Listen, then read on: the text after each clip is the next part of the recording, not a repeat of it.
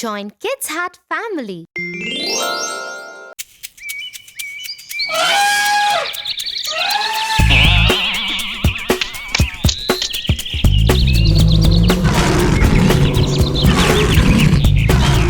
Look, that's a wolf out there.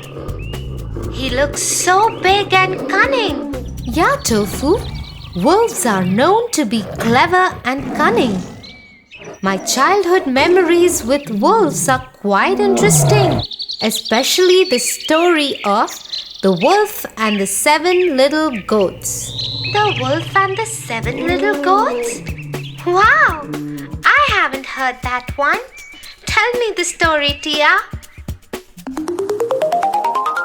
The Wolf and the 7 Little Goats. Once upon a time, there lived a mama goat and her 7 little kids. Theirs was a happy little home. All the 7 little kids used to play in the meadows, into the wild with the butterflies and birds singing along. Their days used to go in complete harmony and bliss. Until one day, a big black wolf noticed these little kids playing in the meadow. Ha ha ha! Such an easy treat they are for me. I haven't eaten since ages. I'm sure these would make delicious lamb chops for my dinner tonight. He waited for the moment when the mother goat would leave her kids alone, patiently hiding in the bushes. Children, I'm going to the market to buy bread and cookies for you. I'll be back by evening. Just make sure you remain conscious of this big bad wolf. But Mommy, how would we know if it's not you? The wretched wolf can easily be recognized with his hoarse voice and black feet. Don't open the door, or else you little ones would get into danger. Don't worry, Mommy. We would take care of ourselves. The mother goat went off to the market and the kids made doubly sure with the locks on the door.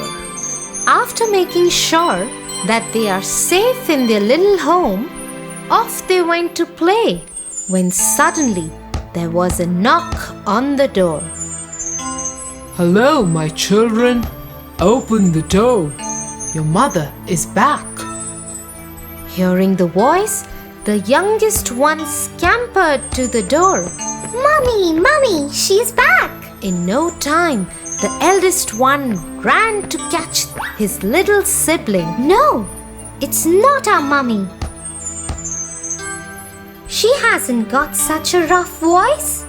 And then, looking at the door, the eldest kid shouted back saying, Go away, you big bad wolf.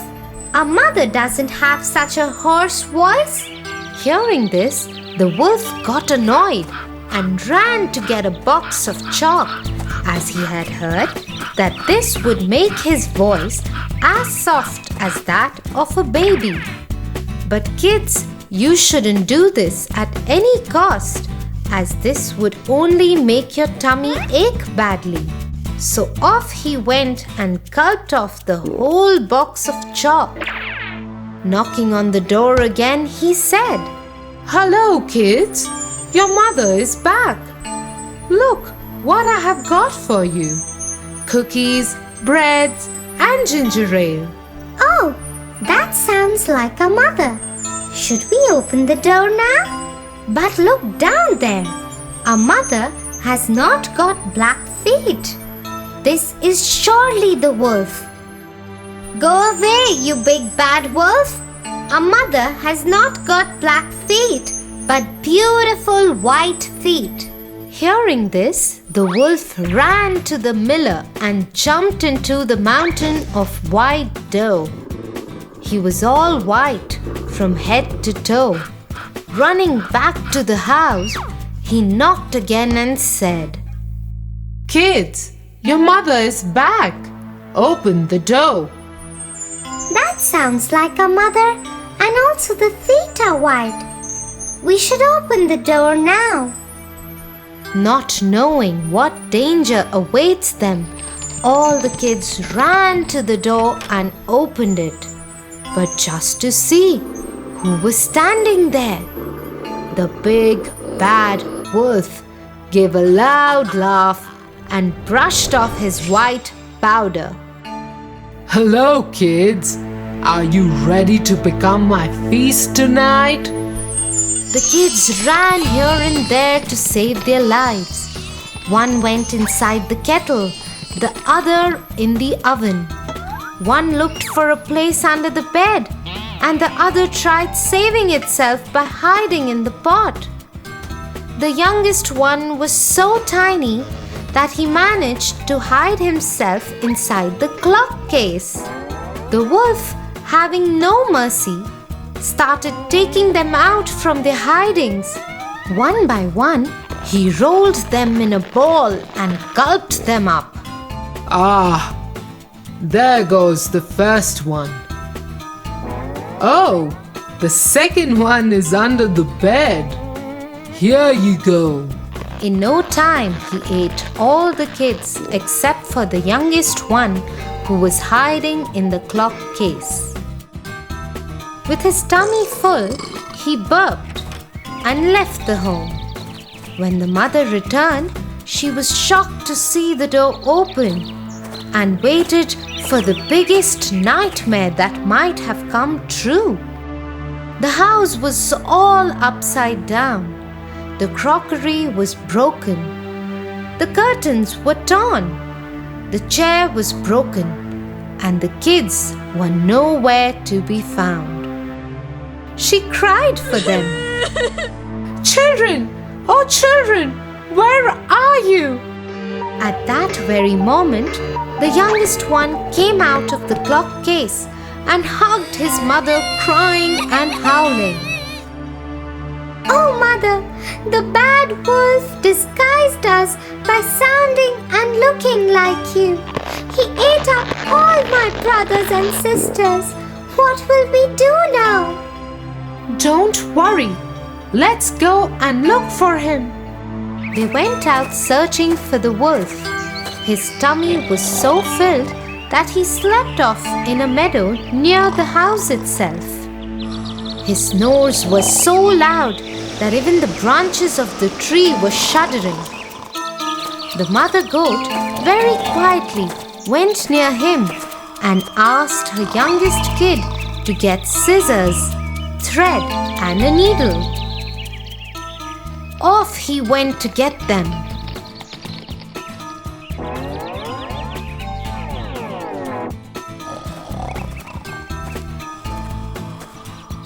The mother goat very quietly slit open his tummy and took out all her kids from his tummy.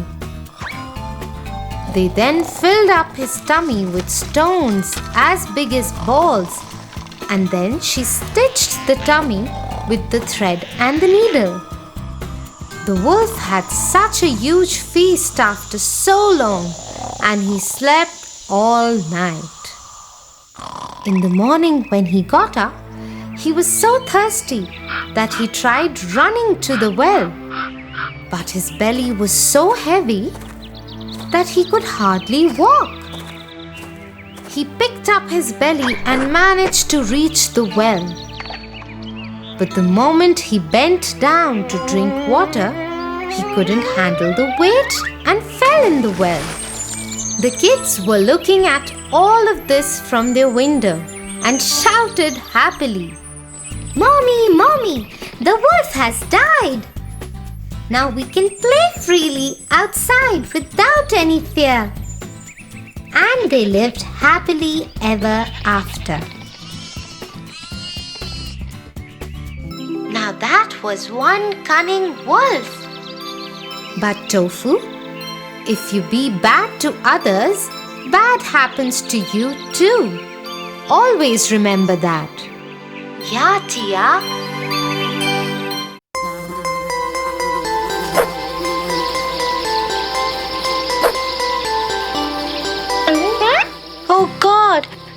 Somebody help me! The insect has bitten me! Oh God! Come, let me put some ice. Why did it happen to me? Let me tell you a story. The Fox and the Stork. Once, a fox and a stork were friends, and the fox invited the stork for dinner.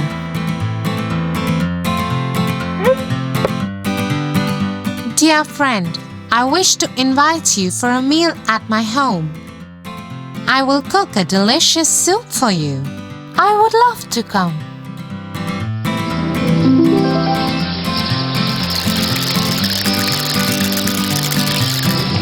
The fox made a delicious soup as promised. The fox was very clever and played a cruel trick. When the stork visited his home that evening, she was given a shallow dish filled with soup.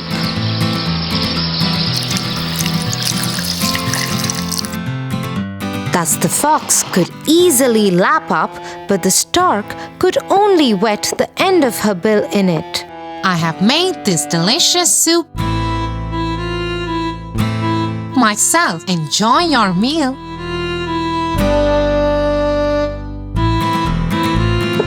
Poor stork did not say anything and pretended to enjoy the meal. At the end of the evening, however, the stork went home hungry. 1 week later, the stork invited the fox for lunch at her house.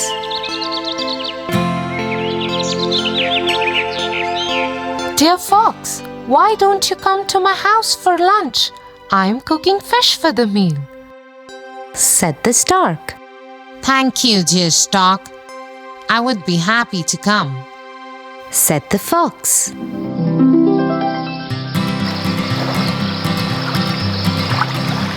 The stork made delicious fish.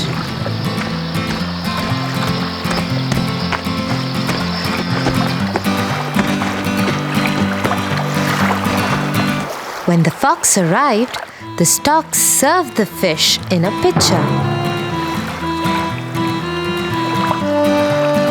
The fox stared hungrily at the food, but he could not taste it.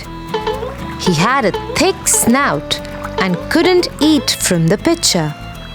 So all he could manage to do was to lick the outside of the pitcher. Did you enjoy the lunch, my friend? I made it especially for you, asked the stork with a nasty smile.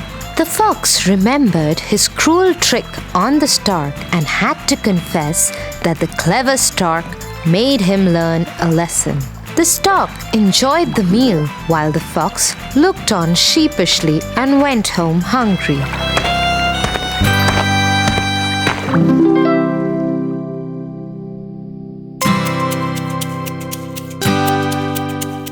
So Tofu, as the fox did bad to the stork did back to him too, because one bad turn deserves another. Now I understand. For your favorite rhymes, stories and more, join Kids Hut family. Subscribe here.